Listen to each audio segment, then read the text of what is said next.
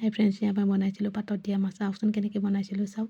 তাৰ বাবে এয়া লৈছোঁ মই বেহাৰ মানে ক'লা বেহাৰ আৰু বগা বেহাৰ। ক'লা বেহাৰটো দিলে বেছি টেষ্ট লাগে, সেইকাৰণে ক'লা বেহাৰো লৈছোঁ, বগা বেহাৰো লৈছোঁ।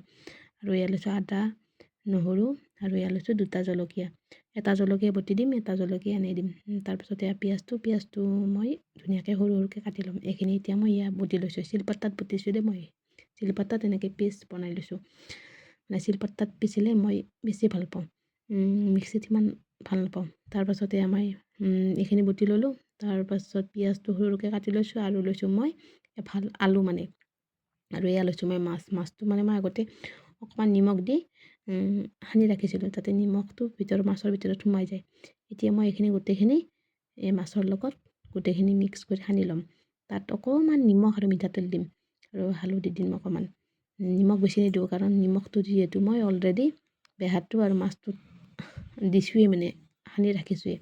এতিয়া এইখিনি মই গোটেইখিনি মিক্স কৰি ল'লোঁ, দেখিছেনে? এতিয়া এইখিনি মই 10 মিনিটৰ কাৰণে ৰাখি দিম, যিহেতু মছলাটো মাছৰ ভিতৰত সোমাই যাব। এতিয়া এখন পাত দেখিছেনে? সেয়া পাতত মই মাছটো মেৰিয়াই ল'ম। এয়া আছিলে আমাৰ চব্জি অনা পাত, মানে ৰাতিপুৱা এনেকৈ চব্জিবোৰ মানে কেঁচা চব্জিবোৰ এনেকৈ পাতত বান্ধি দিয়ে। সেয়া পাতটো মই ৰাখি থৈ দিছিলোঁ, নহ'লে আমাৰ ইয়াত পাত পাবলৈ মানে বহুত দিগদাৰ হয়। তাৰপিছত মাছ খাম বুলিয়ে ৰাখি থৈ দিছিলোঁ। তাৰপিছতে মাছটো দেখিছেনে? মই এনেকৈ টোপোলা বনাই ল'লোঁ।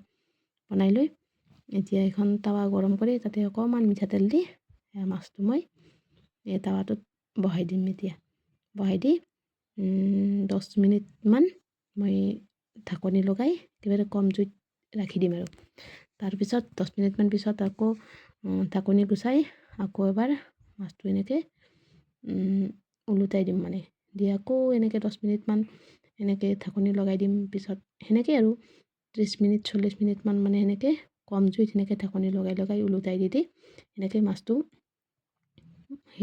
বনাম। আৰু এয়া মাছটো অলৰেডি মোৰ হৈ গ'ল, দেখিছেনে?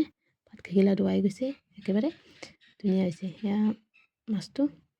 এতিয়া মই মাছটো উলিয়াই ল'লোঁ, খাই চাওঁ আৰু এতিয়া কেনেকুৱা হৈছে, দেখিছেনে? দেখিবলৈ ইমান ধুনীয়া আছে। ইমান পাতটো খুলি দিয়াৰ লগে লগে এনেকুৱা এটা ধুনীয়া টেষ্ট আহিছে নহয়, বেহাৰৰ নাকত লাগি গৈছে। এতিয়া গৰম গৰম ভাত ধোৱা ওলাই আছে আৰু ধোৱা ওলোৱা মাছৰ লগত এয়া মই ধুনীয়া হৈছে একেবাৰে। আপোনালোকে বনাই খাবচোন এনেকৈ। বেটায়ো খালে দেই, বেটায়ো একদম কৈছে মা ধুনীয়া হৈছে। আপোনালোকে যদি খোৱা নাই এনেকৈ খাই চাবচোন।